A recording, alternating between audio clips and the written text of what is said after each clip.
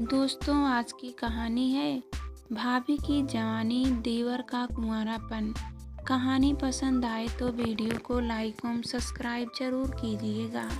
विजेंद्र की कुछ मीठी यादों के सहारे वीरा अपना दुख भूलने की कोशिश करती। वह तो बेटी के प्रति माँ की ममता थी, जिसकी खुशी के लिए उसने अपनी वापसी स्वीकार कर ली थी। दिल्ली पहुंचने की घोषणा के साथ विमान परिचारिका ने बाहर का तापमान बताकर अपनी ड्यूटी खत्म कर दी थी। लेकिन वीरा की ड्यूटी तो अब शुरू होने वाली थी। अंडमान निकोबार से आया जहाज जैसे ही एयरपोर्ट पर रुका, वीरा के दिल की धड़कनें यह सोचकर तेज होने लगी कि उसे लेने क्या विजेंद्र आया होगा। अपने ही सवालों में उलझी वीरा जैसे ही बाहर आई कि सामने से दौड़कर आती बिपाशा मामा कहती, उससे आकर लिपट गई। वीरा ने भी बेटी को प्यार से गले लगा लिया। 5 साल में तू कितनी बड़ी हो गई। यह कहते समय वीरा की आंखें चारों ओर विजेंद्र को ढूंढ रही थी। शायद आज भी विजेंद्र को कुछ जरूरी काम होगा। बिपाशा माँ को सामान के साथ एक जगह खड़ा कर गाड़ी लेने चली गई। वह सामान के पास खड़ी खड़ी सोचने लगी। 5 साल पहले उसने अचानक अंडमान निकोबार जाने का फैसला किया तो महज इसलिए कि वह विजेंद्र के बेरुखी भरे व्यवहार से तिल तिल कर मर रही थी। विजेंद्र ने भरपूर कोशिश की कि अपनी पत्नी वीरा से हमेशा के लिए पीछा छुड़ा ले। उसने तो कलंक के इतने लेप उस पर चढ़ाए कि कितना ही पानी से धो लो पर लेप फिर भी दिखाई दे। यही नहीं, विजेंद्र ने वीरा के सामने परेशानियों के इतने पहाड़ खड़े कर दिए थे कि उनसे घबराकर वह स्वयं विजेंद्र के जीवन से चली जाए। लेकिन वीरा हर पहाड़ को धीरे धीरे चढ़कर पार करने की कोशिश में लगी रही। अचानक ही अंडमान में नौकरी का प्रस्ताव आने पर वह एक बदलाव और नए जीवन की तैयारी करते हुए वहां जाने को तैयार हो गई।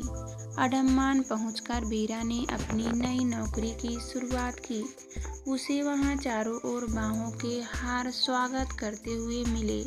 कुछ दिन तो जान पहचान में निकल गए, लेकिन धीरे धीरे अकेलेपन ने पांव पसारने शुरू कर दिए। इधर साथ काम करने वाले मनचलों में ज़्यादातर के परिवार तो साथ थे नहीं, सो दिन भर नौकरी करते, रात आते ही बोतल पीकर सोने का सहारा ढूंढ लेते।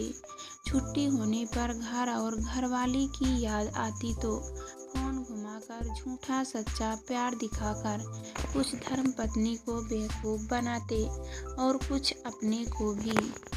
ऐसी नाजुक स्थिति में वे हर जगह हर किसी महिला की ओर बढ़ने की कोशिश करते। पट गई तो ठीक, वरना भाभी जी जिंदाबाद। अंडमान में वीरा अपने कमरे की खिड़की पर बैठकर अक्सर यह नज़ारे देखती। कई बार बाहर आने के लिए उसे भी न्योते मिलते, पर उसका पहला जख्म ही इतना गहरा था कि दर्द से वह छटपटाती रहती। कंपनी से वीरा को रहने के लिए जो फ्लैट मिला था, उस फ्लैट के ठीक सामने पुरुष कर्मचारियों के फ्लैट थे।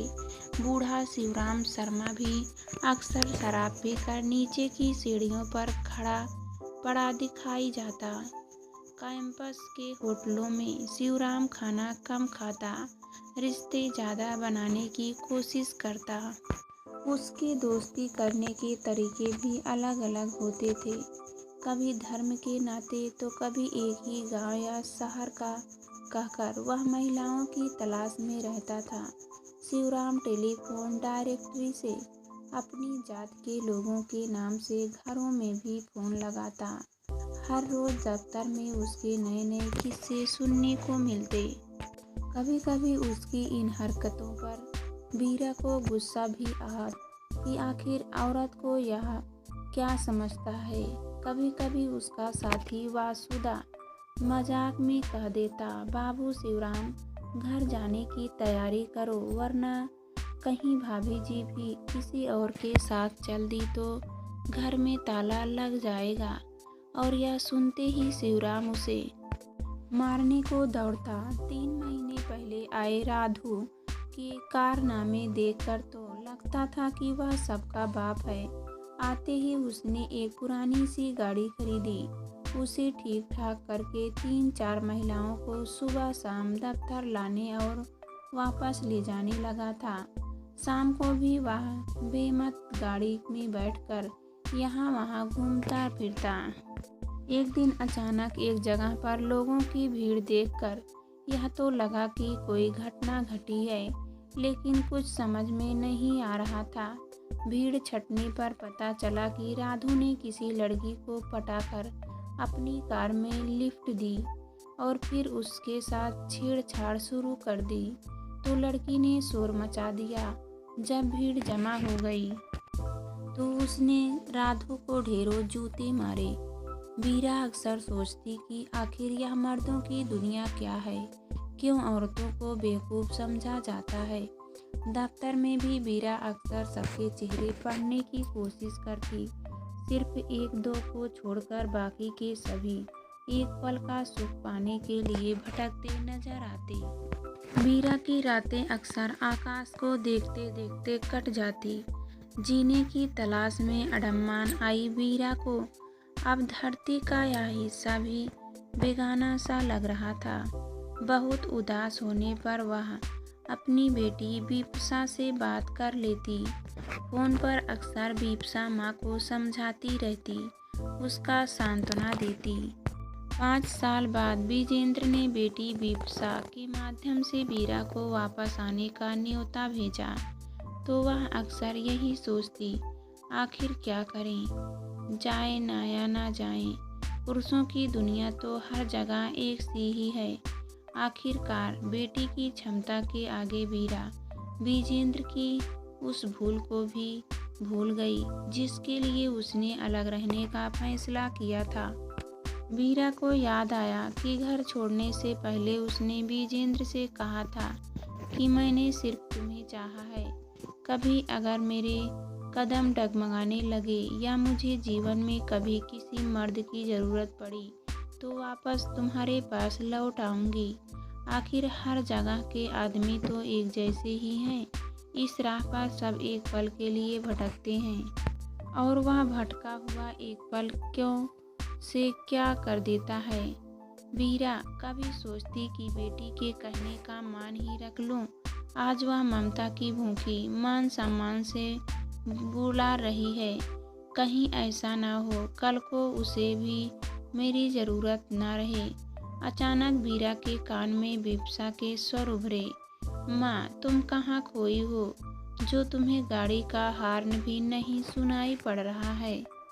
वीरा हड़बड़ाती हुई गाड़ी की ओर बढ़ी। घर पहुंचकर बिपसा परी की तरह उछलने लगी। कमला से चाय बनवाकर ढेर सारी चीज़ों से मेज सजा दी। सामने से आते हुए विजेंद्र ने एक पल को उसे देखा। उसकी आंखों में उसे बेगानापन नजर आया। घर का ही भी एक अजीब सा माहौल लगा।